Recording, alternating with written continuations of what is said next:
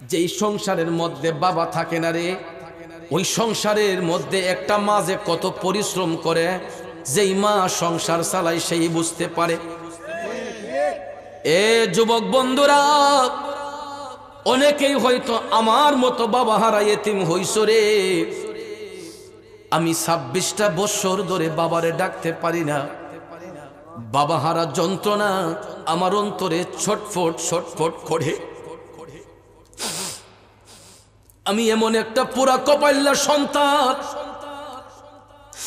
আমার জন্য বর্তমানে হাজার হাজার মানুষ অপেক্ষা করে।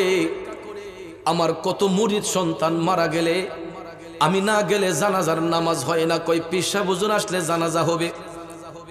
আমার কিছু কিছু মুরিদ ওসিয়ত করছে, কই মারা যাবার পরে লাশ যদি 5 দিনও থাকে, বাজান আপনি আইসা আমার জানাজা দিবেন।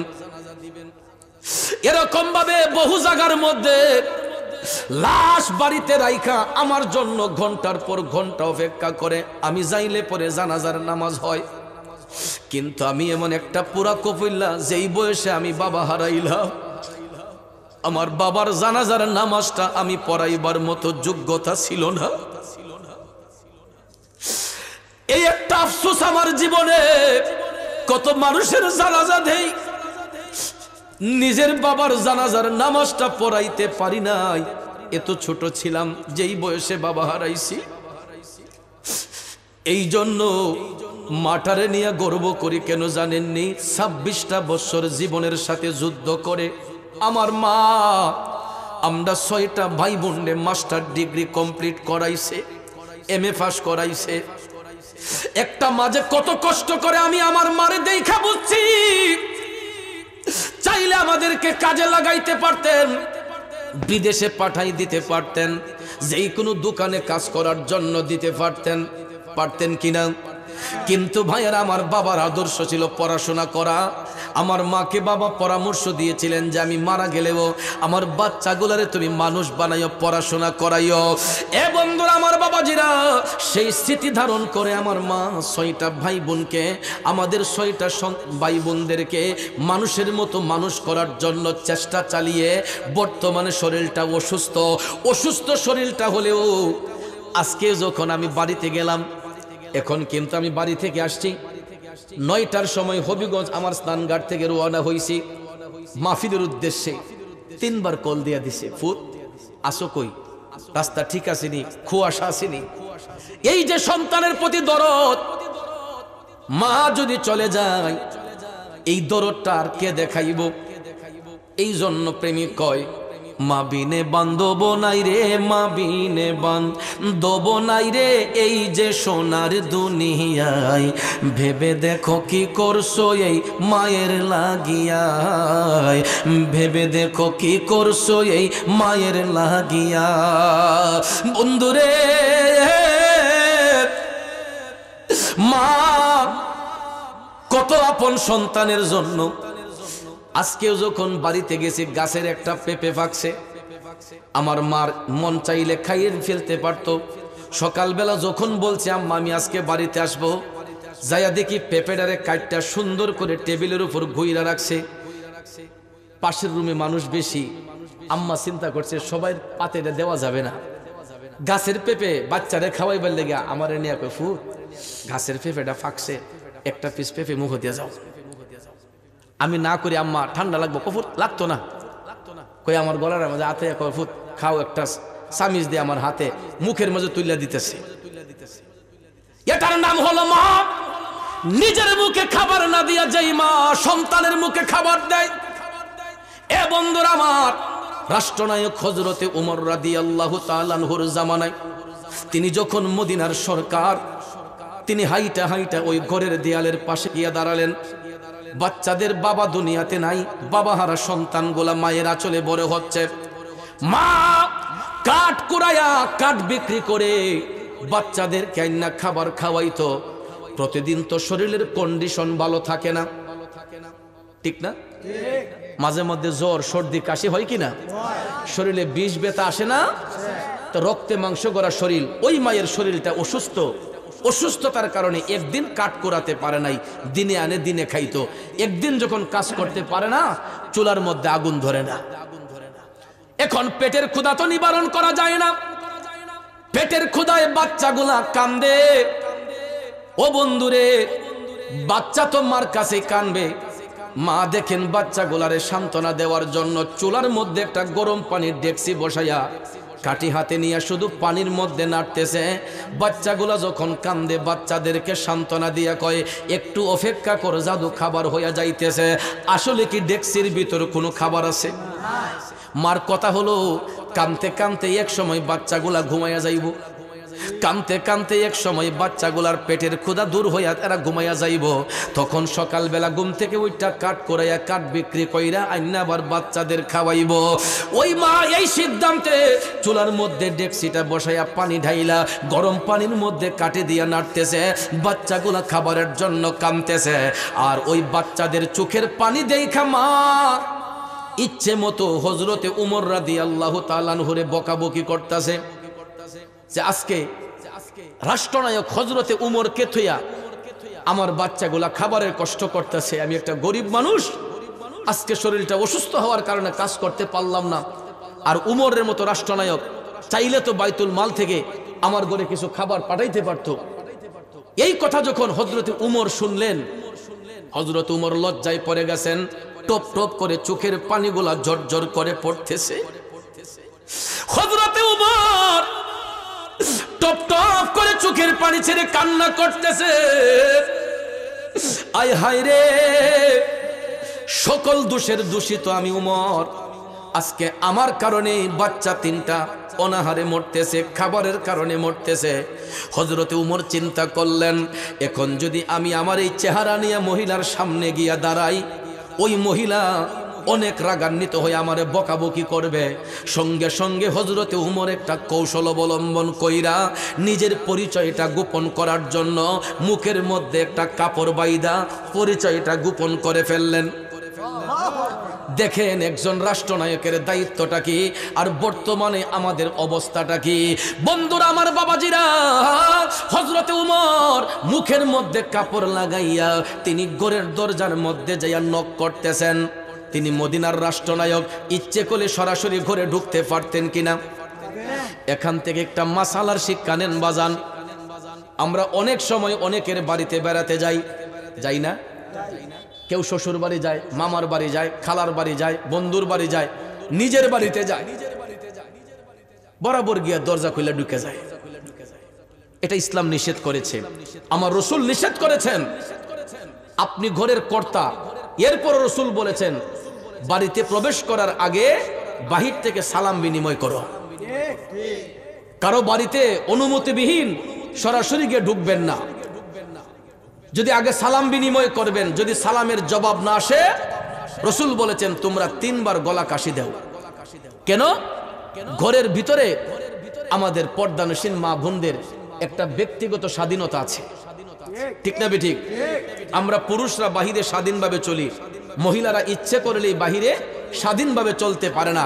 কিন্তু ঘরের ভিতরে মহিলা মা বোনদের একটা ব্যক্তিগত স্বাধীনতা আছে। যেমন অনেক সময় দেখা যায় পরিবারে চলাফেরা করতে গিয়া অনেক মায়ের বুকের উপর ওড়না থাকে না, বাচ্চাকে দুধ পান করায়। অনেক সময় দেখা যায় মাথার মধ্যে কাপড় থাকে না, কারণ ঘরের ভিতরে তার রুমের মধ্যে একটা স্বাধীনভাবে চলার চেষ্টা করে। আসলে এরকম, এটা প্রত্যেকটা পরিবারে এরকমটা হয়। এখন আমি ঘরের কর্তা, অনেক সময় দেখা যায় আমার ঘরে উপযুক্ত মেয়ে আছে, আমি গিয়া যখন হঠাৎ করে ঘরে ঢুকে যাই, আমার মেয়েও আমাকে দেখে লজ্জায় পড়ে যায়, ঠিক না ঠিক? এই জন্য নিয়ম হলো, রাসূল বলেছেন তুমি তোমার নিজের বাড়িতে ঢোকার আগে সালাম বিনিময় করো।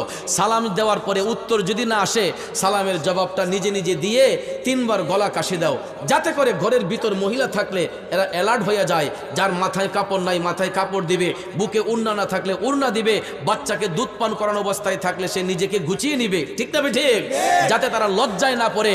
কারণ আল হায়া ও নিসফুল ঈমান, লজ্জা শরম হচ্ছে ঈমানের অঙ্গ, ঠিক না ঠিক? আল হায়া ও নিসফুল ঈমান, লজ্জা শরম হচ্ছে ঈমানের অঙ্গ। এই জন্য ভাইয়ার আমার, মদিনার রাষ্ট্রনায়ক হযরতে উমর চাইলে তিনি মদিনার স্পেশাল পাওয়ারে রাষ্ট্রনায়ক হিসেবে ঘরের ভিতরে তিনি ঢুকে যেতে পারতেন।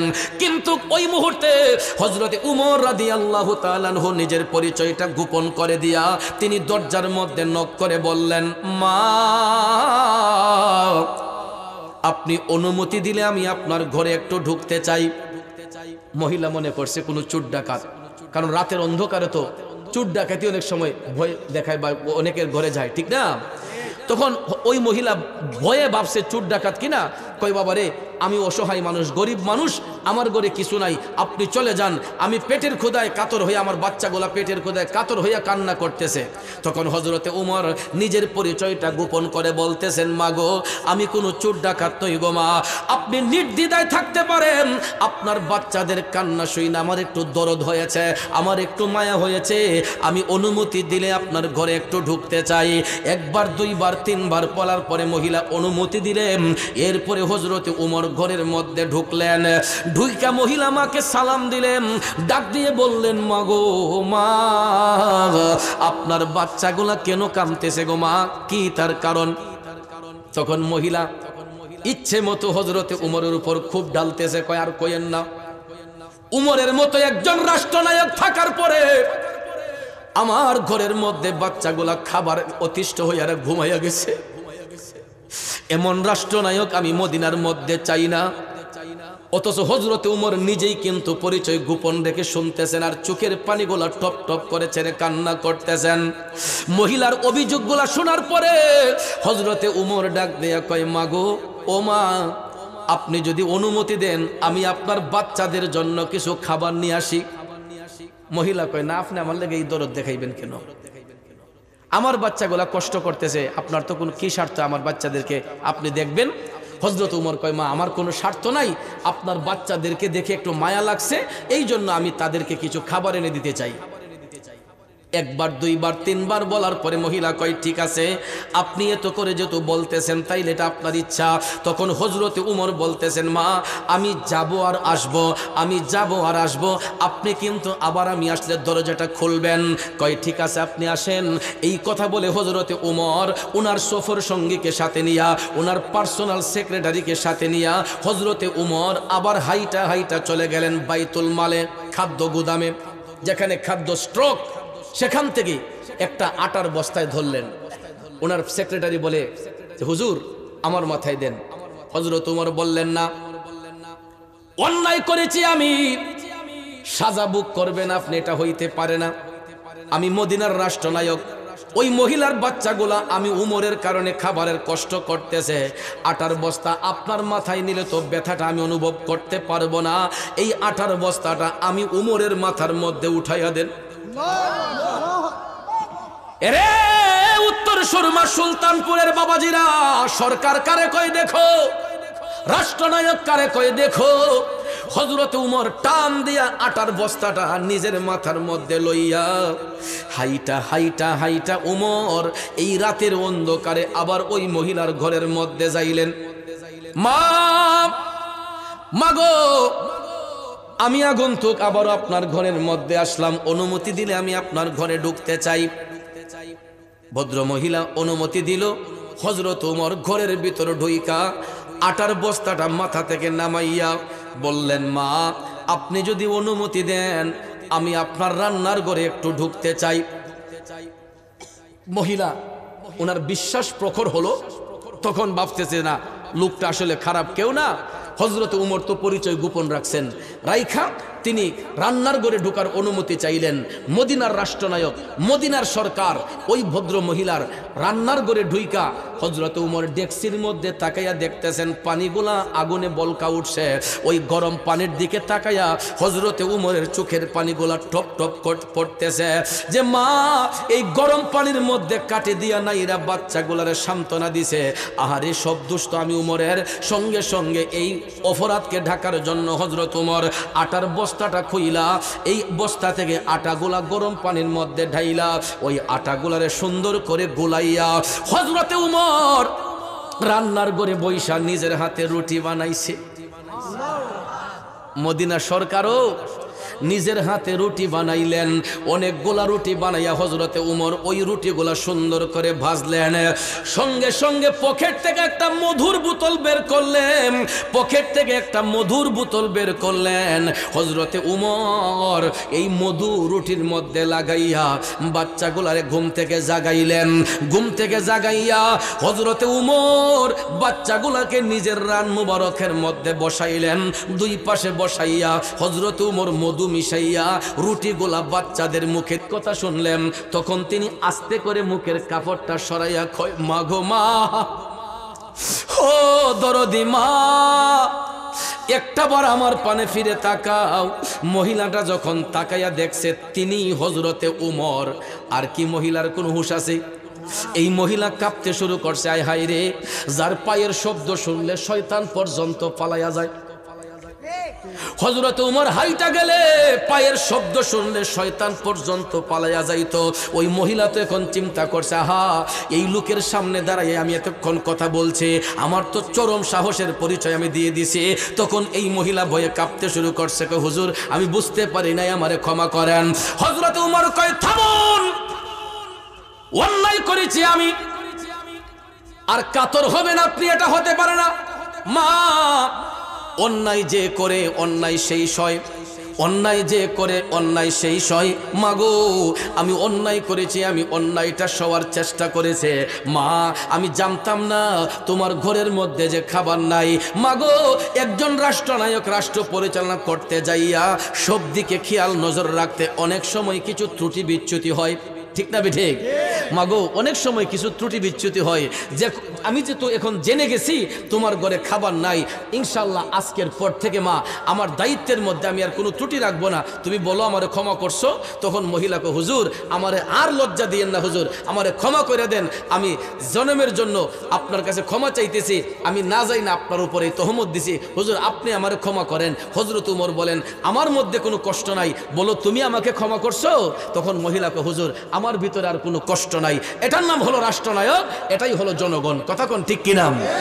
কিন্তু ভাইয়ার আমার, আমাদের দেশের মধ্যে অনেক সময় অনেক জায়গায় দেখা যায় রিলিফের টাকাগুলা পর্যন্ত খাইয়া ফেলে।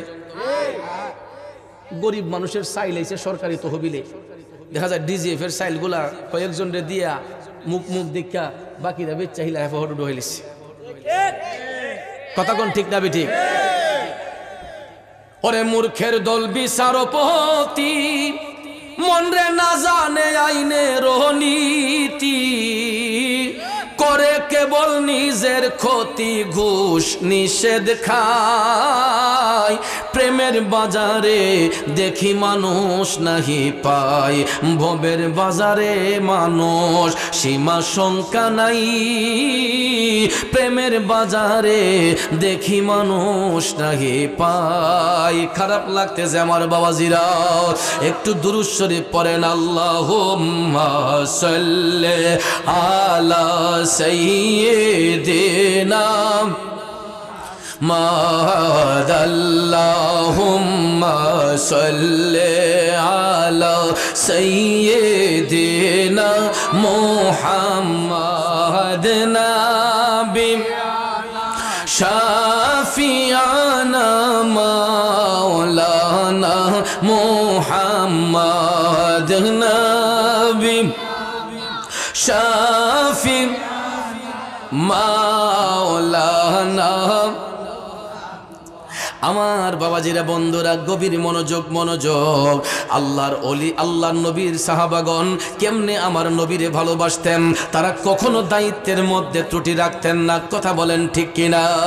বন্ধুরা আমার, বাবাজিরা, গভীর মনোযোগ। হযরতে উমর ইবনুল খাত্তাব রাদিয়াল্লাহু তাআলা আনহু, মদিনার রাষ্ট্রনায়ক, মদিনার রাষ্ট্রনায়ক হযরতে উমর।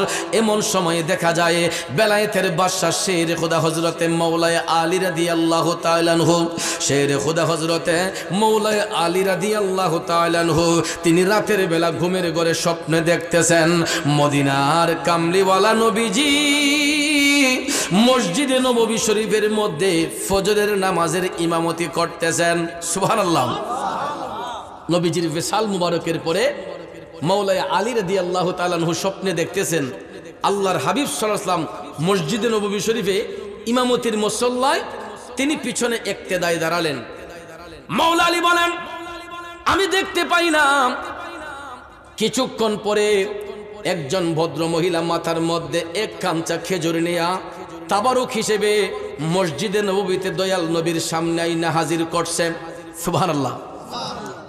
ফজরের নামাজ শেষে রসুল যখন মসজিদে নববীতে হেলান দিয়ে বসলেন, মাওলা আলী স্বপ্নে দেখতেছেন একজন মা খাঞ্চা ভর্তি এক খাঞ্চা খেজুর তিনি আইনা মসজিদে নববীতে রসুলের সামনে হাজির করলেন।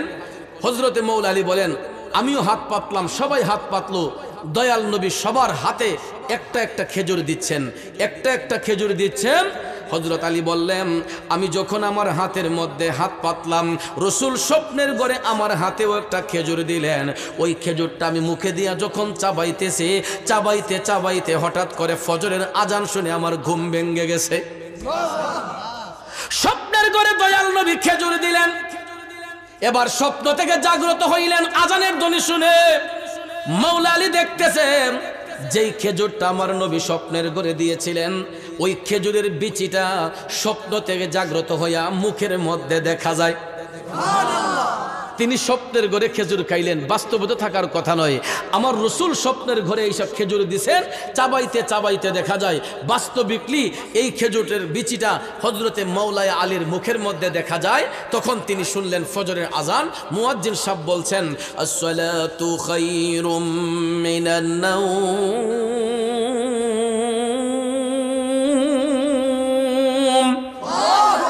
ঘুম থেকে নামাজ ভালো, ঘুম থেকে নামাজ ভালো। এই কথাটা শোনার সঙ্গে সঙ্গে সমস্ত সাহাবায়ে কেরাম তারা ফজরের নামাজ পড়ার জন্য মসজিদে নববীর মধ্যে তারা তশরিফ নিলেন। হযরত আলী ওযু শেষ, ওযু বানাইয়া তিনিও মসজিদে নববীর মধ্যে নামাজ পড়তে গেলেন। ফজরের নামাজ শুরু হবে, ইমামতির মুসল্লায় দাঁড়ালেন এবার হযরতে উমর, কারণ তিনি তো মদিনার রাষ্ট্রনায়ক, ঠিক না ঠিক? ইমাম তো হযরতে উমর ইবনুল খাত্তাব, রাষ্ট্রনায়ক। তিনি ইমামতির মুসল্লায় যখন দাঁড়ালেন, মাওলা আলী পিছনে ইক্তেদায়, অন্যান্য সাহাবায়ে কেরাম সবাই ইক্তেদায় দাঁড়ালেন। এবার হযরতে উমর ইবনুল খাত্তাব রাদিয়াল্লাহু তাআলা আনহু 2 রাকাত ফজরের ফরজ নামাজ আদায় করলেন। ফরজ সালাত আদায় কইরা তিনি যখন সালাম ফিরাইলেন, সালাম ফিরাইয়া ইস্তেগফার করে দোয়া মুনাজাত করে আমার মদিনার কামলিওয়ালা নবী যেই দিকে বসেছিলেন, হযরত আলী লক্ষ্য করতেছেন হযরতে উমর ইবনুল খাত্তাব তার একটু পাশে মসজিদে নববীর দেয়ালের মধ্যে ফজরের নামাজ পড়ে একটু হেলাম দিয়া বসলেন। এখন বাস্তবিকই দেখা যায় একজন বৃদ্ধা মা মাথার মধ্যে এক খাঞ্চা খেজুর নিয়া মসজিদে নববীর মধ্যে আইনা তাবারুক দিছে। আর আজকে আমরা অনেক জায়গায় তাবারুকের বিরুদ্ধে ফতোয়া দেই। মিলাদ মাহফিলে নাকি তাবারুক করা যায় না।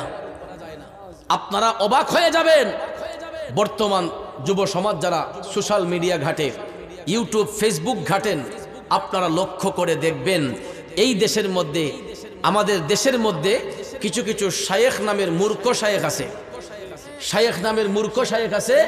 এরা গুমটা মৌলবীরা বলে যে মিলাদ মাহফিল শেষে তাবারুক করা নাকি এটা বেদাত। আমরা যে জিয়াফত করি এটা নাকি বেদাত। মৃত ব্যক্তির কোলখানি করি, খাবারের যে অনুষ্ঠান করি এটা নাকি বেদাত। আচ্ছাও জীবনে তো শুনছি না খাবারের জিনিসে বেদাত কইতে, খাওয়ানোর জিনিস হারাম এটা জীবনে শুনছি না। আপনারা শুনছেন নি? গরু জবাই করি, গরুর গলায় যখন ছুরি লাগাই তখন কোনো বেড়ার নাম লই, কার নাম লই? বিসমিল্লাহি আল্লাহু আকবার। কথা কোন ঠিক কিনা?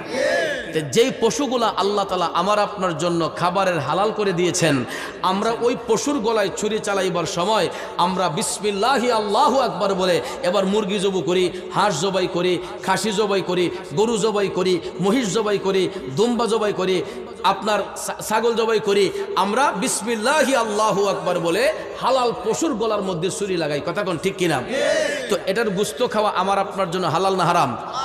তাহলে বাবাজি আমরা এই হালাল খাবারকে আমরা মৃত ব্যক্তির আত্মার মাগফিরাতের জন্য কুলখানি করি বা অনেক মাহফিলে, মিলাদ মাহফিলে তাবারুকের ব্যবস্থা করি। আজকেও তো বিরিয়ানি তাবারুক আছে না নাই? এটাও তো মুরগির গোশত দিয়ে করা হয়েছে। কথা কোন ঠিক না? আল্লাহ তাআলা এটা আমার আপনার জন্য হালাল করার কারণে এই নিয়ামতটা আমরা আমাদের জন্য তৈরি করা হয়েছে। আমরা খাবার পরে আত্মার শান্তি হবে কি হবে না? তাহলে যেই খাবারে আত্মার শান্তি হয়, যেই খাবারে আত্মার খোরাক যুগে পেটের ক্ষুধা নিবারণ হয়, তাহলে এই খাবার হারাম হবে কিভাবে? হালাল খাবার খাইলে এটা হারাম হয় কিভাবে? ভাইয়ার আমার, বন্ধুরা আমার, কিন্তু হারাম যদি কেউ খায় তাইলে না রক্ত মাংস হারাম হবে? এটা তো আল্লাহর নামে জবাই হয়েছে, বিসমিল্লাহি আল্লাহু আকবার।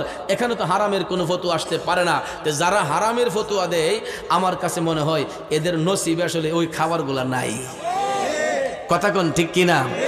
তখন আমার এটাও মনে হলো, আমার রসুল হাদিস শরীফে বলেছেন, লোক দেখানো এবাদতকারী আলেমদেরকে জাহান্নামের সবচাইতে নিকৃষ্ট জায়গার মধ্যে রাখা হয়। আর এদের খাবারের পণ্য হলো দুজকি মানুষের শরীরের ফসা ফুসগুলা একটা ড্রেন দিয়া গিয়া ডাম্পিং হয়। এই জায়গাটার নাম হচ্ছে জুব্বুল হুজন। নাম কি? জাহান্নামে এর চাইতে আর কোনো খারাপ জায়গা নাই। জুব্বুল হুজন এটা জাহান্নামের সবচাইতে খারাপ জায়গা। যেমন দেখবেন অনেক পৌরসভার নর্দমাগুলা একটা ড্রেন দিয়ে গিয়া একটা নির্দিষ্ট জায়গার মধ্যে ডাম্পিং হয়। কথা কোন ঠিক না? আর ময়লা যেখানে ফালানো হয় এই জায়গার মাঝে গেলে নাক ঠিকানে যায়নি, হাই হাই হাই রে দইরা দেখবেন নাকের মাঝে কাপড়, এরপরেও ঠিকন জানা। কথা কোন ঠিক না ঠিক? ভাইয়ের আমার, দুজকি মানুষের শরীরের ফসা ফুসগুলা একটা নালা দিয়ে গিয়া যেখানে ডাম্পিং হয়, এই জায়গাটার নাম হচ্ছে জুব্বুল হুজন। জাহান্নামে এর চাইতে আর কোনো খারাপ জায়গা নাই। আর ওই লোক দেখানো ইবাদতকারী ব্যক্তিদেরকে, গুমটাওয়ালাদেরকে, যারা মানুষকে দেখাইবার জন্য বন্দেগী করত, মানুষকে ইমোশনাল হিট দিত, ওই সমস্ত জাহান্নামীদেরকে দুজকি মানুষের শরীরের ফসা ফুসগুলা আল্লাহ তাআলা খাবার পণ্য দিব। নাউজুবিল্লাহ কইতেন না?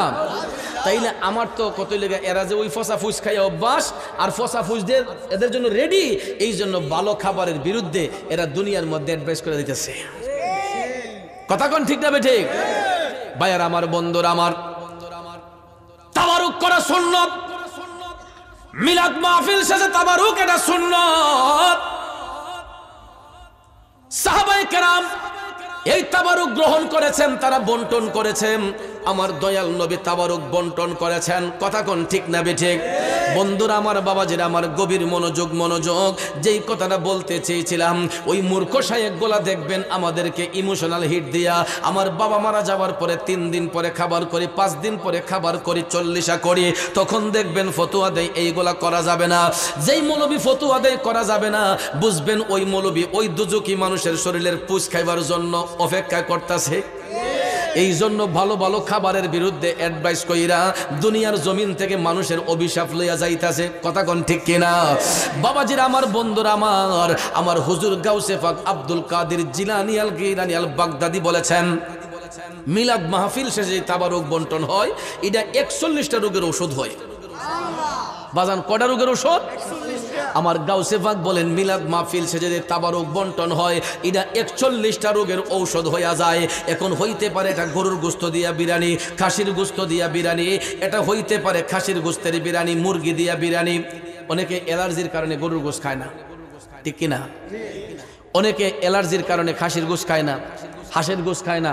কিন্তু একটা পাপি জবানে বলে যায়, যদি এটা কোনো মিলাদ মাহফিলের তাবারুক হয়, বরকতময় জিনিস হয়ে যায়, এটা ফাতিহা পাঠ করে যখন এটার মধ্যে নজরানা ফুর মাঝে ফু দেওয়া হয়, এই খাবারের মধ্যে ফু দেওয়া হয়, তখন এটা তাবারুক হয়ে যায়, বরকত সময় খাবার হয়ে যায়।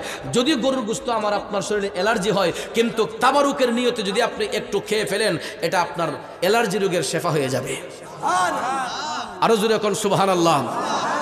এই জন্য আমার বাবাজিরা, বন্ধুরা, এমনিতে আপনি দোকানের মধ্যে বিরিয়ানি খাইয়া দেখেন, আপনার পেটের মধ্যে গ্যাস্ট্রিক একদম টুসটুসি করবে। দোকানের টিহা দিয়ে কিনা 120 টাকা প্লেট বিরিয়ানি খাইয়া দেখেন, দেখবেন গ্যাস্ট্রিকে ফেটের মাঝে খালি গুটগুটি গুটগুটি করে। কথা কোন ঠিক না ঠিক? আর কোনো মিলাদ মাহফিলের তাবারুক যদি হয়, আপনি বিসমিল্লাহ শহীদ একটু তাবারুক যদি খান, দেখবেন ইনশাল্লাহ আপনার পেটের মধ্যে বুটবুটি কুটকুটি করতো না। কারণ এটা তাবারুক, এটা বরকতময় খাবার। কথা কোন ঠিক না ঠিক? প্রত্যেকটা খাবারই বরকতময় হয়, কিন্তু মিলাদ মাহফিলের যে তাবারুক হয়, এটার মাঝে আল্লাহর পক্ষ থেকে বরকত ঢালতে করে হয়। কথা কোন ঠিক না ঠিক? আল্লাহর পক্ষ থেকে বরকত দান করা হয়। এই জন্য আমার বাবাজিরা, মসজিদে নববীর মধ্যে পৃথিবীর উত্তম খাবার, পৃথিবীর মধ্যে সর্বোত্তম ফল, এটা হলো খেজুরের ফল। কারণ আমার দয়াল নবী নিজের হাতে সেই খেজুরের গাছ রোপণ করতেন। কথা কোন ঠিক না ঠিক? আরো বেরোই মরুভূমির সুস্বাদু এক ফল খেজুর, সে ফলেরই গাছ লাগাতেন আমাদের আকা হুজুর। সে খেজুর খেয়ে ক্ষুধার্তের ক্ষুধা হয় দূর, প্রিয় মদিনা বহু দূর জানা সবারই জরুর। মদিনা নামটি কেন এতই সুমধুর, প্রিয় মদিনা বহু দূর জানা সবারই জরুর। কথা কন ঠিক না বেটে বন্ধু?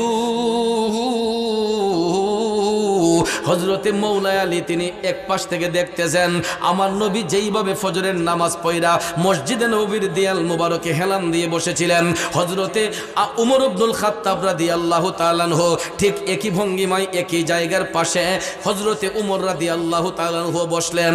কিছুক্ষণ পর দেখা যায় একজন বৃদ্ধা মা এক কাঞ্চা খেজুর নিয়ে তাবারুক হিসেবে সামনে হাজির করলেন। হযরতে উমর রাদিয়াল্লাহু তাআলা আনহু আমার নবীজি স্বপ্নের ঘরে যেই রকম ভাবে সবাই সারিবদ্ধ করে বসিয়েছিলেন, হযরতে উমর রাদিয়াল্লাহু তাআলা আনহু বলতেছেন আপনারা সবাই সারিবদ্ধ হইয়া বসেন। হযরতে আলী চিন্তা করতেছেন দেখি তো আমার স্বপ্ন আর হযরতে উমরের বাস্তবতা তো একই রকম হয়ে যাচ্ছে, স্বপ্ন দেখলাম কি আর বাস্তবে তো এটা হইতেছে কি। তখন তিনিও সারিবদ্ধ হয়ে বসলেন। হযরতে উমর রাদিয়াল্লাহু তাআলা আনহু সবার হাতে একটা একটা খেজুর দিলেন। সুবহানাল্লাহ কইতেন না? আমার রাসূল স্বপ্নের ঘরে কয়টা দিছিলেন? একটা একটা খেজুর সবার হাতে দিছিলেন। এখন হযরতে উমরও এই খাঞ্চা থেকে একটা একটা খেজুর সবার হাতে দিছেন। এবার খেজুর একটা খাইয়া হযরতে মৌলা আলী আরেকবার হাত বাড়াইলেন, আমাকে আরেকটা দিলে কি হয়? তখন হযরতে উমর ডাক দিয়া কয় আলী, রাতের বেলা যদি আমার দয়াল নবী তোমার হাতে দুইটা খেজুর দিতেন তাইলে আমিও এখন তোমার হাতে আর একটা দিতাম। আরেকটু জোরে কন্যা সুবহানাল্লাহ। এ বন্ধুরা আমার বাবাজিরা, মূর্খ মৌলবীরা কয় আমার নবীর কাছে নাকি দেওয়ালের পিছনের খবরও নাই। নাউজুবিল্লাহ কইতেন না?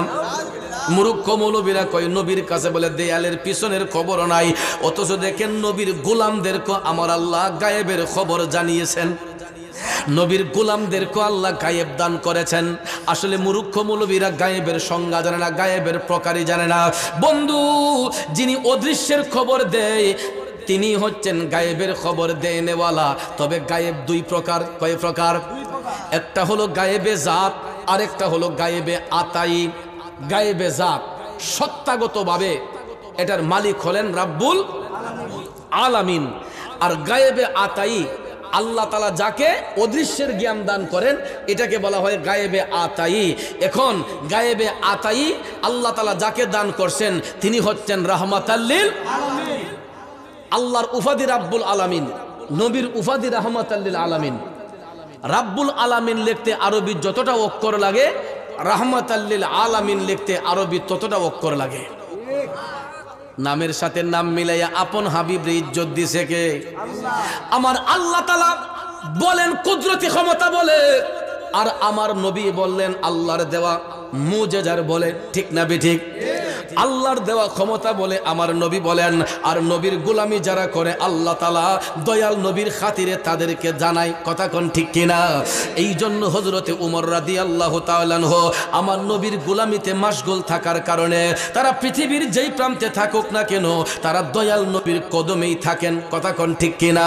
কারণ আমার নবী হচ্ছে ঈমান, ওই নবীকে যারা ভালোবাসবে এরাই হবে ঈমানদার, আর যারা হবে ঈমানদার এরাই হবে আমার আল্লাহর বন্ধু। ঠিক না বেঠে? হযরতে আলী হাত বাড়ানোর পরে উমর রাদিয়াল্লাহু তাআলা আনহু বললেন, আলী রে, যদি স্বপ্নের ঘরে রাতে দয়াল নবী তোমার হাতে দুইটা খেজুর দিতেন তাইলে আমিও এখন তোমারে দুইটা দিতাম। যেহেতু রাসূল দেন নাই আমি তো তোমারে দ্বিতীয় আরেকটা দিতে পারি নাই।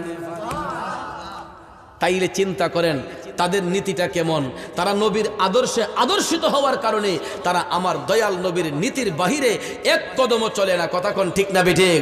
এটাই হলো মুমিনদের আলামত, এটাই হলো ইমানদারদের বৈশিষ্ট্য।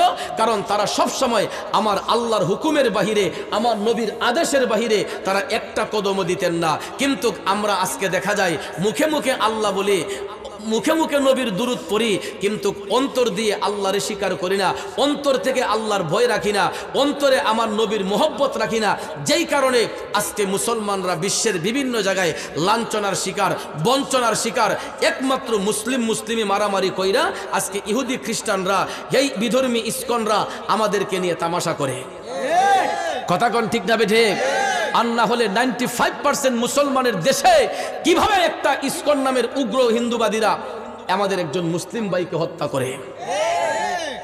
তার মানে বোঝা গেল আমরা মুসলিম ভাইরা মুসলমানে বিভাজন সৃষ্টি করে আমাদের মধ্যে কিছু উগ্রবাদী লোক আছে যারা মাথায় পাগড়ি, টুপি, জুব্বা, কুর্তা লাগাইয়া এরা উগ্রতার আশ্রয় নিয়ে এরা শান্তিপ্রিয় ইসলামটাকে অশান্তির ধাবানলে জ্বালাইতেছে।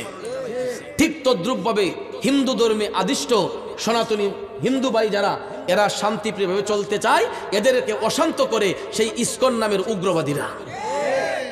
আমাদের মুসলিমদের মধ্যে যেমন জঙ্গিবাদীরা, হিন্দুদের মধ্যে উস্কানি দেয় সেই ইস্কনের লোকেরা। ঠিক না বেঠিক? এই দুইটা আল্লাহ যেন হেদায়েত করে ইস্কন এবং জঙ্গিবাদকে। এই জঙ্গিবাদ এবং ইস্কন যদি এই দেশ থেকে দূর হয় তাহলে সুফিবাদী ইসলাম এই দেশে কায়েম হবে, শান্তিপ্রিয় ইসলাম এই দেশে কায়েম হবে। কথা কোন ঠিক না বেঠিক? তো প্রিয় ভাইয়ার আমার কথায় কি আপনারা কষ্ট পেয়েছেন, রাগ করেছেন? বড় বড় আশা ছিল যে আজকে হবিগঞ্জের ভিতরে মাহফিল মনে হয় শত শত লোক, হাজার হাজার লোক হবে। কারণ এবারের মাহফিলের সিজনে আমার মনে হয় আজকেই সবচাইতে কম লোক নবীর বাগানে বসছে। কিন্তু শুনুন, আমি আমার গ্রামে অনেক চেষ্টা করে ফুলাফানে যে একটা মাহফিল দেওয়ার লাগে পারে না, না থাকলেও আমার নামটা শুভ আগমন থাকে আমার এলাকায়। যত মাহফিল হোক, যত বড় বক্তা যাক, আমার এলাকায় মানুষগুলা শুভ আগমনে আমার নাম দিয়ে রাখে। কিন্তু ইচ্ছে থাকা সত্ত্বেও যাইতে পারি না। যদি আমি আমার গ্রামে একটা মিলাদ শরীফও পড়ি, আপনাদের চাইতে 3 ডবল লোক হবে। আমার নিজের গ্রামে স্নানঘাট গ্রামে আমার কথাগুলো রেকর্ড হচ্ছে, আমার গ্রামের মানুষ শুনবে।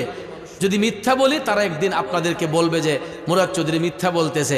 আমি যদি আমার গ্রামে মিলাদ শরীফও পড়ি, আপনাদের চাইতে 3 ডবল লোক হবে। তারপরও ভাইয়ের আমার গ্রামে যদি কোনো কারণে থাকি, সমস্ত উলামায়ে কেরাম ওয়াজ করার পরে আমার এই স্টেজে বসায় মোনাজাতের জন্য হাজার হাজার মানুষ বসে থাকে। কিন্তু আজকে আমার হবিগঞ্জ জেলারই এই মাধবপুর উপজেলায় আইসা নবীর প্রেমিকগুলা কোথায়? ঠান্ডায় ধরছে। কিন্তু একটাবার চিন্তা করেন, ঠান্ডারে আপনি ডরাইয়া ঘরে কম্বলের নিচে শুইলেন। ও বাজান, আল্লাহ যদি দুনিয়ার হায়াতটা ফুরাইয়া নেয় তাহলে তো কম্বলের ভিতরে মরণটা হইতে পারে। ঠিক না বেঠিক? তাইলে বাজান, নবীর বাগান খালি রাইখা এদিক সেদিক ঘুরতেছেন, ঘরের ভিতরে আরাম করে যায় না, ঘুরতে তো না যায় শুনি না। মৃত্যুর ফেরেস্তা কিন্তু আপনার কম্বলের ভিতরে ঢুকতে পারে। দরজা কেড়ে লোহার সিন্দুক দিয়ে ঘর বানাইলেও মৃত্যুর ফেরেস্তা এটার ভিতরে ঢুকতে পারবে নি? তারে কেউ আটকাইতে পারবে? পারবে? আরে রূপেতে নয়ন রাখিয়া হরদমে নাম লয় রে, হায় রে আমার হীরা মন পাখি রে, সামনে দাঁড়াও রূপ দেখি। এই মন পাখি কেমনে ভিতরে আসে, কেমনে বের হয়? একটা বার তো ওই রুহুটারে দেখলাম না। এই রুহুটা দেহের মধ্যে থাকার কারণে আজকে হাত নাড়াই, পাও নাড়াই, শরীর নাড়াই, কিন্তু রুহুটা যদি দেহ থেকে বের হইয়া যায়, বডির কোনো মূল্য আসেনি। বডির পোষণ হয়ে যাবে, দুর্গন্ধ ধরে যাবে। আজকে রুহুটা দেহের মধ্যে বিরাজ করার কারণে আমরা হাত নাড়াইতেছি, পাও নাড়াইতেছি, কিন্তু আব্বা যেই কোনো মুহূর্তে এই রুহু নামক জিনিসটা আমার আপনার ভিতর থেকে বের হইতে পারে। ঠিক না বেঠিক? এখানে যে বসছি, বাড়িতে যাওয়ার গ্যারান্টি আছে? আল্লাহ চাইলে এখানেও মরণ হতে পারে। আমরা যে এখানে বসছি, উঠার সাধ্য নাই। আল্লাহ চাইলে বসা অবস্থায় আমাকে আপনাকে মৃত্যু দিতে পারে, পারে না? এরকম বহু ঘটনা ঘটতেছে। গত 1 সপ্তাহ আগেও ব্রাহ্মণবাড়িয়ার কসবা উপজেলায় মেহারি গ্রামে একটা মাহফিলে গিয়েছিলাম। আমার বন্ধু আলহাজ কারি নজরুল ইসলাম আশিকি সাহেবের বাড়িতে। ওনার চাচা যান মাহফিলের সভাপতি, ওনার আব্বার ইসেলের সব উপলক্ষে মাহফিল। আমরা ওলামায়ে কেরাম গেছি ওয়াজ করতে। আমি গিয়ে হালি স্টেজে বইছি রাত আনুমানিক 12টা। স্টেজে বসছি, হঠাৎ করে পিছনে একজন আইয়া সভাপতিরে টান্না লই যেতেছে গা, কেউ ঘটনা কি? না ওনার একটু কাম আছে, বাজ্যান লাগবো। তখন তুই না এরগুলা মুসলাম আসছে। ঘটনা কি? সভাপতি সাহেব মাহফিলে বসা, পিছনে গিয়া কানে কানে বলতেছে, আপনার বড় মেয়ে বেড়াইতে আসছিল, আপনার বড় মেয়ে তো একটু আগে দুনিয়া থেকে মৃত্যুবরণ করছে। বাপের বাড়ি আইসে মাহফিল তো ওয়াজ শুনতো আইসা এই বেডে জামার বাড়ি গেছে লাশ হইয়া, আসছিল বড় আনন্দ নিয়া, গেছে মৃত লাশ হইয়া। ইদার নামে জিন্দিগি। তো বাজান আমরাও তো আসছি বাড়ি থেকে, এখানে নিয়ত করে ওয়াজে আসছি, ওয়াজ শুনতে, বাড়িতে লাশ হয়েও যাইতাম পারি, এটার কোনো গ্যারান্টি নাই। এই জন্য সব সময় মৃত্যুর জন্য প্রস্তুত থাকতে হবে। আজকে এই মাহফিলটা হওয়াতে খালি আমরাই খুশি না মিয়া, এই এলাকার কবরবাসীর রুহু আরো বেশি খুশি। আজকে এই সামিয়ানার নিচে যেই মানুষটি বইছে, এদের কবরবাসীর রুহু আজকে ধন্য, ওই সন্তানগুলো আজকে ধন্য, কারণ আপনাদের কবরবাসীর রুহু আজকে আপনাদের উপর খুশি। কারণ ইচ্ছে করলে ওই লোকগুলো এখন বাজে কাজে থাকতে পারতো, ইচ্ছে করলে ওই লোকগুলো এখন মোবাইল ফোনে গেমস খেলতে পারতো, ইচ্ছে করলে ওই লোকগুলো এখন বাজে আড্ডায় থাকতে পারতো, জুয়ার আড্ডায় বসে থাকতে পারতো। কিন্তু এই মুহূর্তে এই সামিয়ানার নিচে এই লোকগুলা কবরবাসীর আত্মার মাগফিরাতের জন্য অপেক্ষা করতেছে, কখন হুজুর বলবে ওয়াকুর রাব্বির হামহুমা কামা রাব্বায়ানি সগীরা। সবাই মিলে যখন এই কথাটা আওয়াজ দিয়ে বলবে, কবরবাসীর রূহগুলা আমার আল্লাহর কাছে দামি হইয়া যাইবে। এই জন্য বাজান এখানে কেউ আসেনি আমার মতো বাবা হারাই এতিম? বাবা হারাইছে কে কে একটু দেখি তো, হাতটা তোলেন। কার কার বাবা নাই? আল্লাহ রে, ও আল্লাহ, কুদরতের নজর দিয়া তাকাও। বাবা হারাই এতিমগুলা হাত তুললা মনটারে নরম করছে। বাজান হাতটা নামান। আমিও আপনাগো মতো একটা বাবা হারাই এতিম। একটু আগে তো বললাম 26 বছর ধইরা বাবারে বাবা কইয়া ডাকতে পারি না। এরে বাবা হারা সন্তানগুলা, আজকে তোমরা আমার মতো বুঝতেছো, বাবা নামজ বটগাছটা মাথার উপরে না থাকলে সংসারে চলতে গিয়া যে কেমন কষ্টের বোঝা মাথায় লইয়া চলতে হয়, ওই সন্তানগুলো এখন হারে হারে বুঝতেছে। এ আবাজান একটু হাতটা তুলে দেখান তো, দুঃখিনী মা কার ঘরে নাই? মা নাই কার ঘরে? একটু হাতটা তুলে দেখান না বাজান, হাতটা না মানরে। সমাজের মধ্যে 3 কিসিমের এতিম আছে রে। এক কিসিমের এতিম হইছে যার মা আছে বাবা নাই, আরেক কিসিমের এতিম হইছে যার বাবা আছে মা নাই, আর আরেক কিসিমের এতিম হইল যার ঘরে মাও নাই বাবাও নাই, এরা সর্বহারা এতিম। এই এতিমগুলারে আমি এখন দেখতে চাই, কার কার মাও নাই বাবাও নাই, মাও নাই বাবাও নাই। আল্লাহ হাতটা নামান। আপনাদের মতো কষ্ট আর কার আছে? ঘরে যাইয়া সব কিছু হাতের কাছে পান, আব্বা ভাই ডাক্কা পান না, আম্মারে আম্মা কইয়া ডাক্কা পান না। ডাকতে গেলে একটা জায়গায় যাইতে হয়, এই জায়গাটার নাম হইছে কবরস্থান। গুরুস্থানে গেলে মনটা নরম হয়, বাবার কথা মার কথা স্মরণ হইয়া চোখের পানি পড়ে রে। কিন্তু 1000টা ডাক যদি চোখের পানি চাইরাও দেই, এই আব্বা আর ফিরে আসবে না, ওই আম্মা আর কবর থেকে ফিরে আসবে না। কথা কোন ঠিক কিনা? এই পৃথিবী যেমন আছে তেমনি ঠিকই রবে, সুন্দর ওই পৃথিবী ছেড়ে একদিন চলে যেতে হবে রে মন, চলে যেতে হবে। পুকুর পাড়ে বাবার হাতের লাগানো তাল গাছটা, ওই গাছের মধ্যে তাল ধরছে, নারিকেল গাছে নারিকেল ধরছে, আম গাছে আম ধরছে, জাম গাছে জাম ধরছে। গাছের নিচে চাইয়া ওই বাবার ছেলেটা চোখের পানি চাইরা কান্দে। আহারে, আজকে আব্বার হাতের লাগানো গাছের মধ্যে আম ধরলো, জাম ধরলো, কাঁঠাল ধরলো, লিচি ধরলো। আজকে তো গাছের জায়গায় গাছ আছে, আব্বা নামক ব্যক্তিটা তো মাটির সাথে মিশে গেছে। আব্বা নামক ব্যক্তিটা মাটির সাথে মিশে গেছে, বাবার স্মৃতিটা শুধু রয়ে গেল, কিন্তু বাবা নামক ব্যক্তি দুনিয়াতে নাই। এই রকম করে বাজান আমরাও একদিন এই দুনিয়াতে থাকবো না, একে একে করে সবাই এই দুনিয়া থেকে চলে যাব। কথা কোন ঠিক কিনা? এই দুনিয়া ছেড়ে চলে যাব একদিন, মায়ারি বাঁধন ভুলে যাবে একদিন। আসব না আমি আর এ ভুবনে কোনো দিন। ভুলে যাব একদিন মায়ারি। যুবক বন্ধুরা সবাই একে একে করে চলে যাব, কিন্তু একটা কথা মনে রাখবেন, আমরা চলে গেলে সম্পদ, ধন সম্পদ সবকিছু জায়গায় পড়ে থাকবে, কিন্তু আমরা এই দুনিয়াতে থাকবো না। এ বন্ধু, কিন্তু একটা জিনিস থাকবো, ওই জিনিসটা ইন্তেকালের ফরজারি থাকে, এটা হলো সদকায়ে জারিয়া, আল্লাহর পথে দান। সুবহানাল্লাহ কোন। যারা আল্লাহর পথে খরচ করে, হুজুর জানগা, আচ্ছা, আল্লাহর পথে যারা খরচ করে, আমার আল্লাহ তাদেরকে ভালোবাসে। সুবহানাল্লাহ কোন। কেমনে ভালোবাসে দেখেন, যারা আল্লাহর পথে খরচ করে এদেরকে আল্লাহ বিপদ মুক্ত করে। সুবহানাল্লাহ কইতেন না? এই ওয়াজটা 2 দিন আগেও একটা মাহফিলে আমি কইরা আসছিলাম। সুলাইমান নবীর জামানায় যখন বাদশা সুলাইমান বিশ্ব পরিচালনা করেন, তখন উনারে আল্লাহ একটা মুজিজা দিছিল, উনি পাখির ভাষা বুঝতেন। কিসের ভাষা? 2 দিন আগে ওয়াজটা করছি, এখন কথাই মনে হয়ে গেছে, একটু কমু। তে সুলাইমান নবীর জামানায় উনার এলাকায় এক লোকের বাড়ির সাথে একটা গাছ আছে, তো ওই গাছে একটা পাখি আইসা বাসা বাঁধছে। আমরার বাড়ির গাছগুলোর মধ্যে অনেক সময় পাখির বাসা দেয় না, তো বেটার গাছের মাঝে ফাঁকিয়ায় বাসা দিছে, পাখি বাসার মাঝে ডিম দিছে বাচ্চা ফুটাইবার লাগে। এই বাড়িওয়ালা গাছের মালিকানা দাবি কইরা সে প্রতিদিনই গাছ বাইয়া উঠতে বাসার থেকে ডিম লাইনে দেখাই লাই। পাখির মনে খুব ব্যথা। এই পাখি উইরা গেছে সুলাইমান নবীর কাছে গিয়া কয়, হুজুর আমি আপনার কাছে একটা বিচার লই আইছি। সুলাইমান নবী কয়, পাখি কি ব্যথা নিয়ে আসছ? পাখি ডাক দিয়া কয়, বাদশা সুলাইমান, অনেক বড় স্বপ্ন নিয়ে আমি আমার বাসার মধ্যে ডিম দেই বাচ্চা ফুটানোর জন্য, কিন্তু বাড়িওয়ালা প্রতিদিন গাছের মালিকানা দাবি করে আমার বাসা থেকে ডিম গুলাই না খাইয়া ফেলে।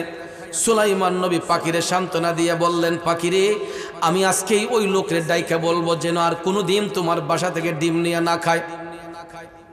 পাখি খুশি না বেজার? ওরে পাখি চলে গেল আপন জায়গায়, আবার গিয়া বাসার মধ্যে ডিম দিল। দেখা যায় ওই বাড়িওয়ালা সুলাইমান নবীর কাছে আসার পরে সুলাইমান নবী বললেন, তোমার এত বড় সাহস, তোমার গাছের মধ্যে পাখি ডিম দেয় বিদায় তুমি ডিমগুলা খেয়ে ফেলো, আমি তোমাকে নিষেধ করতেছি, পাখির বড় কষ্ট হয়, তুমি আর কোনোদিন ডিম খাইও না। কই ঠিক আছে। এই কথা হয়ে আলি বাইত গেছে, গিয়ে ওই গোট থেকে বাড়িয়া তার নজর গেছে গাছের উপরে। আর সুলাইমান নবীর কথা মনে নাই, কই দেখিছেন ডিম দিছিনি, এ আবার গাছ বাইয়া উঠছে, উঠতে গিয়ে দেখে ডিম, যাক আজকে খাই লাই। পরে ডিম লাইলাই না, এ আবার খাইলিছে। পাখি যখন উইরা বাসায় আসছে, আয়া দেখে ডিম নাই। পাখির মন খুশি না বেজার? একটা উড়া দিয়া পাখি আসলো সুলাইমান নবীর কাছে, হুজুর ও বাদশা সুলাইমান, কি বিচার করলেন আপনি? আজকেও তো ওই বাড়িওয়ালা আমার বাসা থেকে ডিম নিয়ে খেয়ে ফেলছে, আমি বাচ্চা ফুটামু কেমনে? সুলাইমান নবী সঙ্গে সঙ্গে একটা জিনকে ডাক দিলেন। ডাক দেওয়ার সাথে সাথে জিন আইসা হাজির হয়ে গেল। সুলাইমান নবী জিনদে বলতেছেন, এ জিন, আমি তোমার এই কারণে ডাকছি, পাখি বাসার মধ্যে ডিম দেয় বাচ্চা ফুটানোর জন্য, কিন্তু বাড়িওয়ালা প্রতিদিন বাসা থেকে ডিম খেয়ে ফেলে। জিনে কয়, হুজুর কিতা করতাম হালি কোন? সুলাইমান নবী জিনদে কইতেছে, কয় তোমার একটা কাম হইলো, আগামীকালকে হে যদি গাছের মাঝে উঠে, তুমি তার উপর থেকে এমন ডেক্কা মারবা যাতে এর কোমর ভেঙে জায়গা, আর যাতে ভাইকা কোনোদিন গাছ বাইতে না পারে। জিনে তো অর্ডার পাইছে আর চাইছে, চাইছে আর পাইছে, কথা ঠিক না? জিন কয় ঠিক আছে, আমি দেখমু। সুলাইমান নবী পাখিরে বললেন, পাখি এবার যাও, আর তোমার বাসা থেকে ডিম খাবে না। এই কথা বলে যখন পাখি শান্ত হয়ে বাড়িতে গেল, জিন গিয়া গাছের আগায় উঠতে বসছে, যাই আজকে ডিম খাইতে। এখন দেখা যায় ওই বাড়িওয়ালা ঘর থেকে বের হইল, তার নজর গেছে গাছের মধ্যে। এমন সময় সে গাছের গোড়ায় যাওয়ার সঙ্গে সঙ্গে তার দরজার সামনে একজন ভিক্ষুক আইসা হাঁক দিছে ভিক্ষার জন্য। সাথে সাথে ওই বাড়িওয়ালা ভিক্ষুকরে ঘরের মধ্যে নিয়ে পেট বইরা খাওয়াইছে। কি করছে? খাওয়াইলে লাভ হয় না লস হয়? মুরব্বীর একটা কথা কয়, গ্রামের ভাষায় কয়, খায় যান মাত্তা, না খায় যান কুত্তা। যারা খাওয়ার বেলায় গিয়া সামিজ বেইরায়, ইতানে রিজিক কমে দাগা।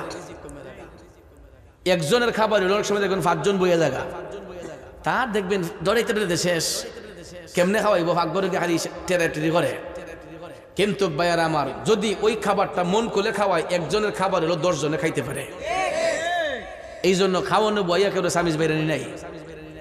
আমরা দেশও অনেক জায়গায় সামিজ বেরাই আছেন, এরকম অনেক জায়গায় দেখবেন 2-4 জন লোক যদি বেশি হয়, চিন্তা করে ভাগ্য কেমনে খাওয়াইতাম, খালি ফিস মারে।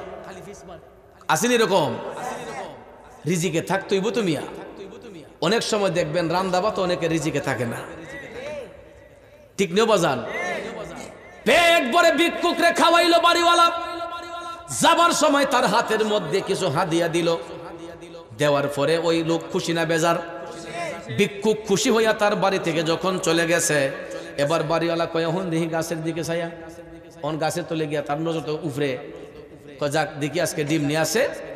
অহন জিন তো বউ আসিন, এই ভিক্ষুকরে খুশি মনে বিদায় করার কারণে বেড়া টপ টপ টপ টপ করে গাছ উঠিয়া গেছে গা তো ডিমের দ্বারা বাসাত গিয়া দেখে ডিম, আবার এই বাড়িওয়ালা ডিম আইনা খাইয়া সাইজ করে নিছে।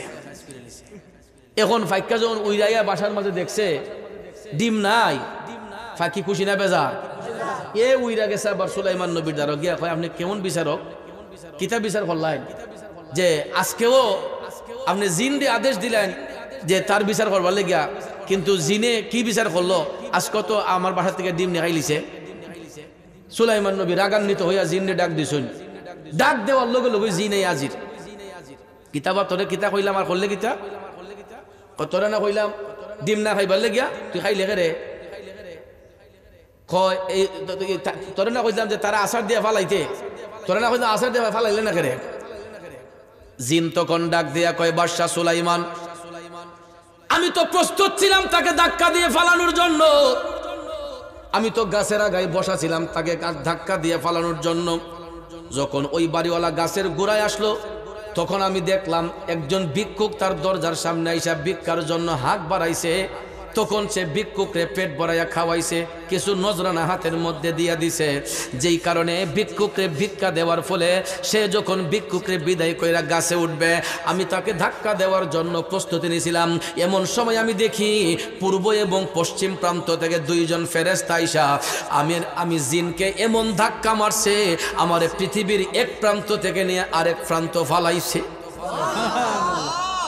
সুলাইমান নবী বিষয়টা বুঝতে পাইরা জিনকে বললেন, আমি বুঝতে পারছি, যাও এবার। তখন ওই বাড়িওয়ালারে সুলাইমান নবী ডাকাই আনাইলেন, আনাইয়া বলতেছেন, বাড়িওয়ালা রে, তোর নসিবটা বড় ভালো, আল্লাহ তোরে আজকে মহা বিপদ থেকে বাঁচাইয়া দিছে। কই হুজুর এটা কেমনে? কই তোরে যে আমি নিষেধ করছিলাম ফাক্কের বাসার থেকে ডিম না খাইবার লাগিয়া, তুই তো তোর লোভ সামালতে পারছিলে না। শেষ পর্যন্ত আমি জিন দিয়ে বলছিলাম তুই গাছে উঠলে তোরে আসার দিয়ে খবর মাংবার লাগিয়া। এরপরে তুমি যখন গাছ বাইয়া উঠবাই, জিন বোয়াছিল গাছের আঘাত, কিন্তু ওই মুহূর্তে তোমার দরজার সামনে ভিক্ষুক আইছিল, তুমি ভিক্ষুকরে মায়া কইরা 2 লাখ খাওয়াইছলাই আর তার হাতের মাঝে কিছু নজরানা দিছলাই। এই কারণে ভিক্ষুকরে অন্ন দেওয়ার কারণে, খাবার খাওয়ানোর কারণে আল্লাহ তাআলা তোমারে এমন বাঁচাইছে, 2 জন ফেরেশতা পাঠায় ওই জিন দে ডেক্কা দিয়া পৃথিবীর আরেক প্রান্তে নিয়ে ফালাইছে। তখন সে চিন্তা করলো, আয় হায়, সামান্য একজন ভিক্ষুকরে পেট বইরা খাওয়ানোর কারণে আল্লাহ তাআলা আমারে এত বড় বিপদ থেকে বাঁচাইছে। তখন তার পাষাণ দিলটা নরম হইয়া ওই বাড়িওয়ালা চোখ টপ টপ করে চোখের পানি সাইরা কান্দা সুলাইমান নবীর কাছে সরি স্বীকার করে, হুজুর আমার ক্ষমা কইরা দেন, আমি আজকের পর থেকে আমার বাড়ির গাছ কেন অন্যের বাড়ির গাছে যদি ফাঁকিয়া উড়াইয়া বাসা বাঁধে, আমি কোনো বাসা থেকে আর ডিম খাইতাম না। আর আমি আজকের পর থেকে ওয়াদা করতেছি, এরকম অন্যায় আমি আর কোনোদিন করব না। যদি কন্যা সুবহানাল্লাহ। তাইলে আল্লাহর পথে খরচ করলে, সামান্য ভিক্ষা দেওয়ার কারণে কত বড় বিপদ থেকে আল্লাহ বাঁচাইছে। তাইলে আমরা যদি আমাদের সামর্থ্য অনুসারে কিছু দান খয়রাত করি, আমাদের সম্পদ বাড়বে না কমবে? বাড়বে না কমবে? কিন্তু আমরা এমন দান করি নই, দেখবেন কিছু কিছু এই সময় সিরাটে হারান আছে না, শিকি লাইন ইলাইন ফকরুলিয়া শুক্রবারে যাই মসজিদ, কারণ দোকানদারে গেল টান্দে দি খেলায়, ঠিক নিউজু, দোকানদারে গেল টান্দে দি খেলায়। এরপরে দা কেউ দিতে গেল, ফাউনা টাকা দিতে গেল, বেটা গন্যা দেখে এটা সিরা ফারা আসেনি, বাইসা বিলা ফাল তো, ঠিক না ঠিক? এই জন্য এই টাকা তো চালাইতে পারে না, বাবে কোনানো কইতে যাক আল্লাহর রাস্তা তো আছে। এরপরে দেখবেন মসজিদে শুক্রবারে গিয়া ওই সারি মন্দা চাই রুমাল লাই লই বিসমিল্লাহির রহমানির রহিম, এখন নামাজ শেষে যখন ইমাম সাহেব মুয়াজ্জিন সাহেব গনুন দেখুন খালি সিরা টেকা, ঠিক না ঠিক? এটা মনে রাখুন, যেমন সিরা মনে দান করবেন হাসরের ময়দানে ওই সিরা পুরস্কারই পাইবেন। আর আত্মা শুদ্ধ করে দান করলে এই দানের সওয়াব আল্লাহ তাআলা হাসরের ময়দানে দ্বিগুণ পরিমাণে বাড়াইয়া দিবে। তো এই মাহফিলটা ওয়াতে আপনারা খুশি না বেজার হইছেন? এই যে ফুলা ফান্ডে যদি এখানে একটা মাল জোড়া দিত ফাল্লনি, একটা মাল জোড়া দিলে জাগা লইল না মানুষের, এখানে টেকারও বা বইল না।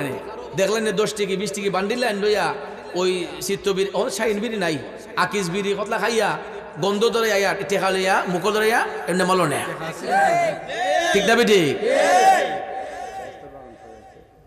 আর এখানে বেহেস্তের বাগান সাজাইছে। আর মালজোড়া যাত্রা ফালার মাঝে দেখবেন সাইডের মধ্যে বইয়া সুরট খাইতে খাইতে ইটকলার দুমারে ফেল করে লাইন, ঠিক না বেটি?